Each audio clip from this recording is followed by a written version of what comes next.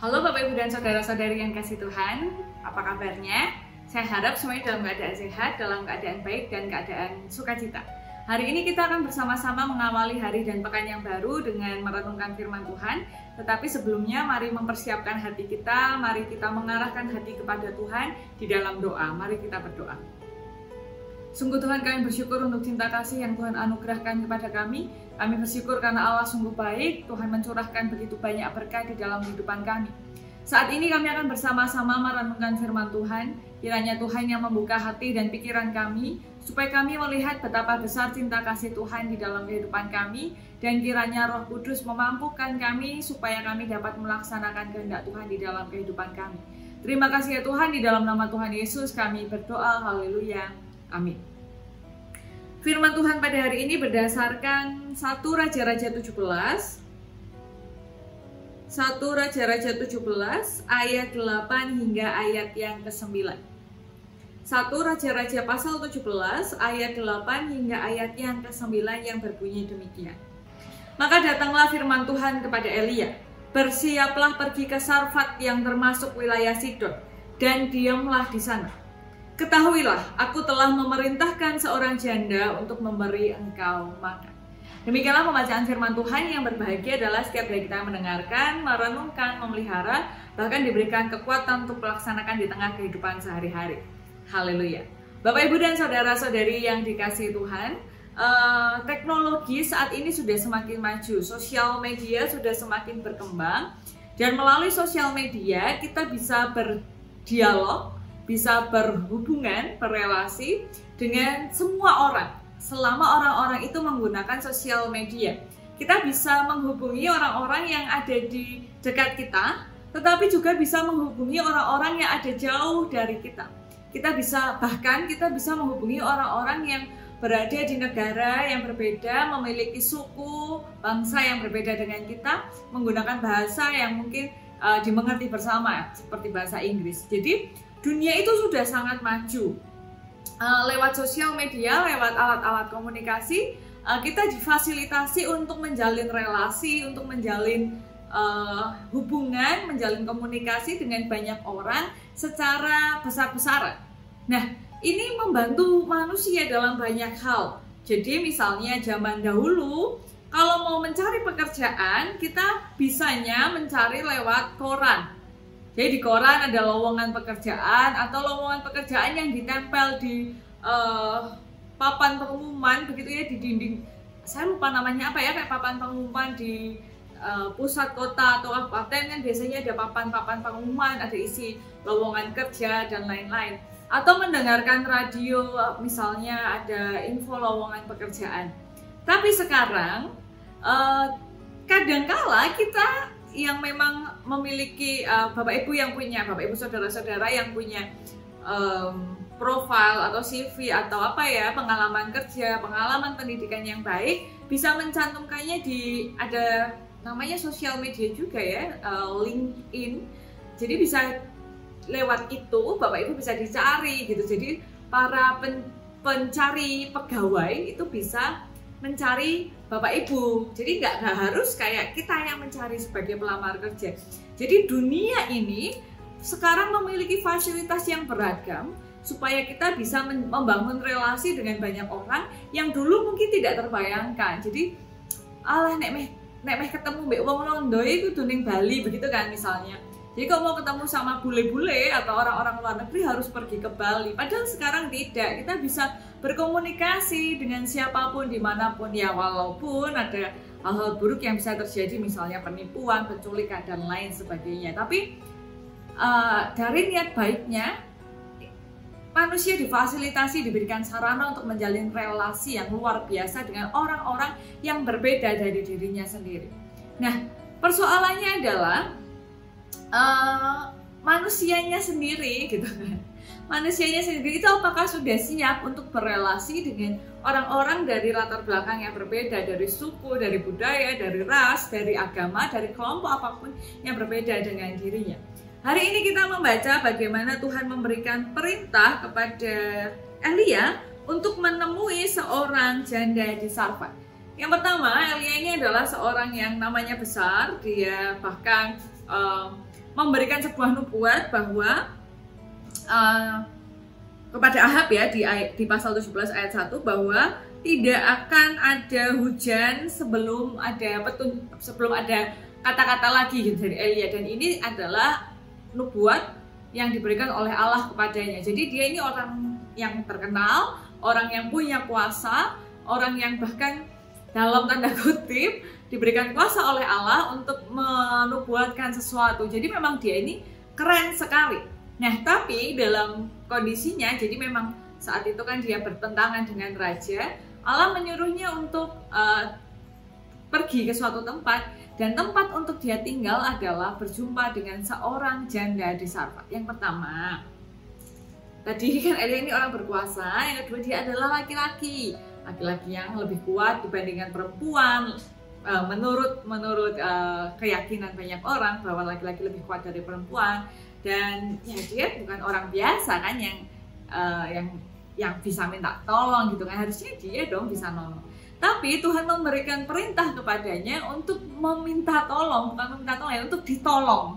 Jadi Tuhan memberikan pertolongan melalui seorang janda di Sarfat. Pertama, dia perempuan. Apa sih yang bisa dilakukan perempuan untuk membantu seorang laki-laki? Begitu kan, dunia saat itu sangat patriarkal. Saya nggak tahu kalau sekarang masih patriarkal nggak ya. Lalu yang kedua adalah dia ini seorang janda. Mending-mending kalau ada suaminya. Ini bahkan perempuan janda pula.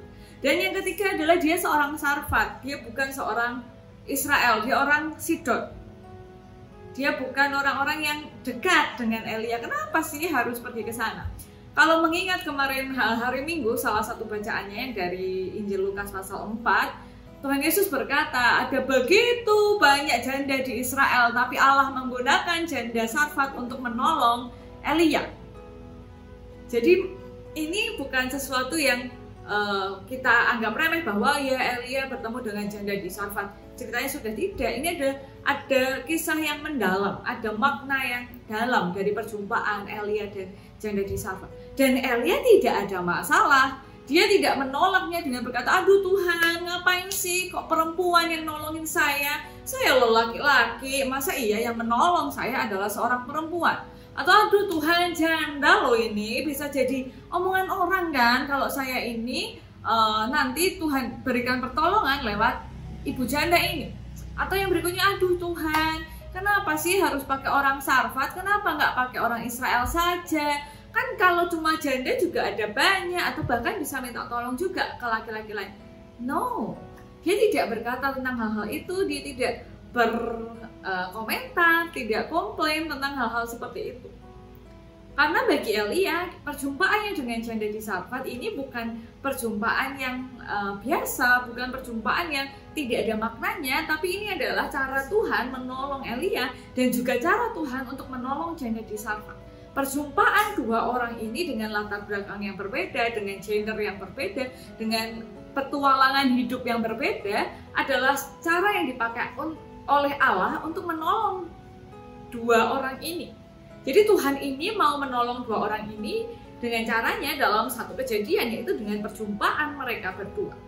Nah, dari awal mulanya Tuhan itu tidak pernah mengkotak-kotakkan manusia, ya karena memang ini banyak-banyaknya di Alkitab adalah kesaksian bagaimana Tuhan menolong bangsa Israel. Walaupun sebenarnya juga banyak kan kesaksian tentang bagaimana Tuhan mengasihi bangsa-bangsa lain. Dan ini sudah sering kita bahas di renungan-renungan harian yang lalu.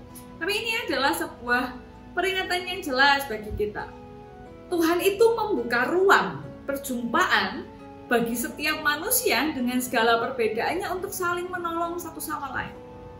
Bagaimana Yusuf dengan segala kisah hidupnya dibuang sampai ke tanah Mesir hingga dia menjadi orang yang berkuasa, dipertemukan kembali dengan Yakub dan keluarganya hingga mereka saling menolong satu sama lain. Lalu juga orang-orang dengan latar belakang yang berbeda, para raja zaman Israel yang Tuhan pakai walaupun mereka dari bangsa-bangsa yang berbeda.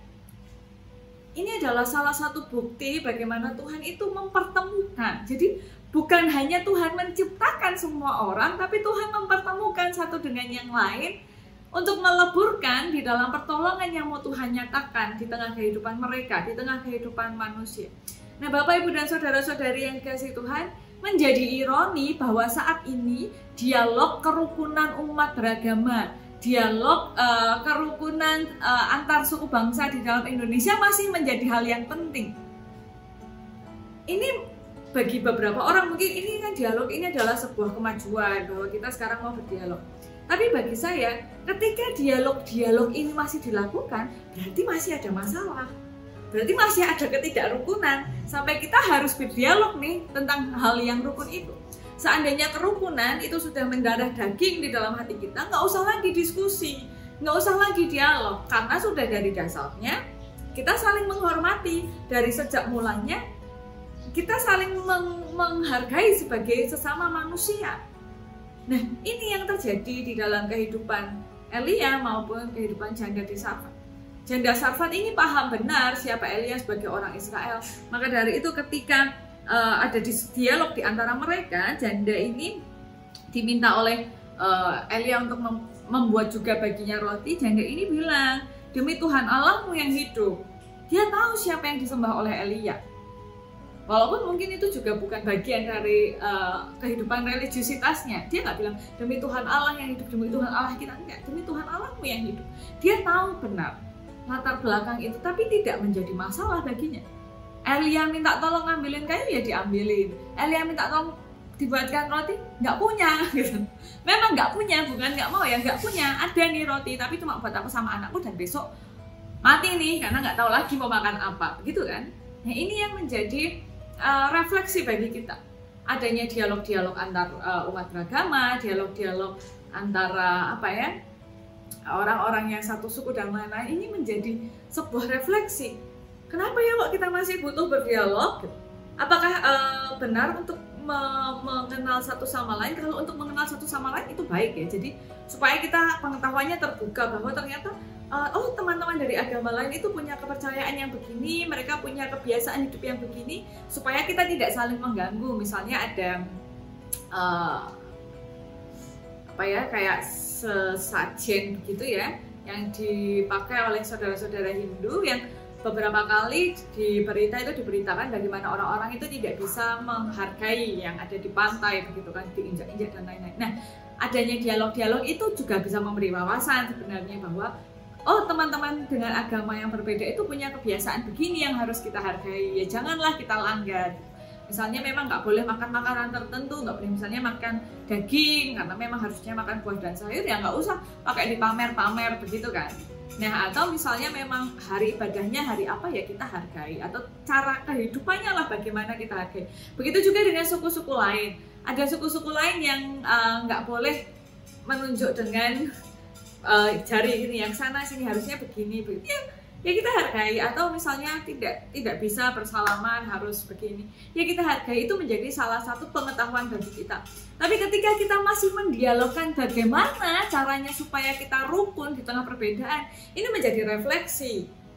Kenapa kok harus dialog? Berarti kerukunan itu belum ada di tengah kita. Kenapa kok tidak bisa rukun? Ada banyak video yang menayangkan bagaimana bayi ketika ia lahir, ketika ia bertumbuh masih menjadi balita, dia nggak membeda-bedakan bayi lain. Dia nggak ada yang tanya, loh agamamu apa? Kok kamu kulitnya warnanya beda? Kok rambutmu beda? Enggak loh. Mereka main-main aja. Gendermu apa? Kamu cewek atau cowok? Mereka nggak lihat itu. Kemudian mereka bertumbuh dan tahu bahwa perempuan jangan deket-deket sama yang cowok dong. Itu kan kulitnya beda. Itu agamanya beda. Lingkungan yang membuat itu, tapi Tuhan tidak pernah menunjukkan itu. Tuhan justru mempertemukan orang-orang untuk saling menolong karena Tuhan berkarya di tengah kehidupan kita. Jadi Bapak Ibu dan saudara-saudara yang kasih Tuhan, dunia ini begitu luas, orang itu ada banyak, dan tidak perlu menjadi khawatir untuk terbuka, mengenal banyak orang dengan budayanya, dengan agamanya, dengan keberadaannya. Dan mari kita saling berjumpa, saling tolong menolong, dan barangkali Tuhan sedang memang berkarya di tengah kehidupan kita, di tengah perjumpaan kita. Mari kita berdoa. Terima kasih Tuhan untuk cinta kasih yang Tuhan anugerahkan kepada kami. Sungguh kami bersyukur atas kebaikan Tuhan, dan kiranya Tuhan memampukan kami untuk saling mengasihi, dan kami melihat bagaimana Tuhan berkarya di tengah perjumpaan kami.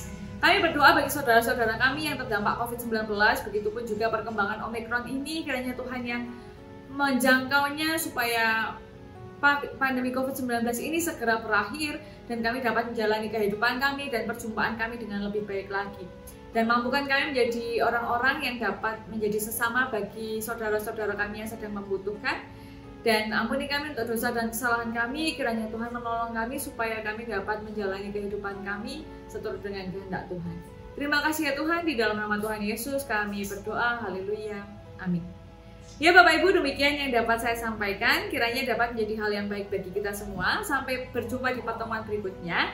Tetap taati protokol kesehatan, tetap jaga kesehatan masing-masing, tetap semangat dan sukacita. Sampai bertemu, Tuhan Yesus memberkati. Sampai jumpa.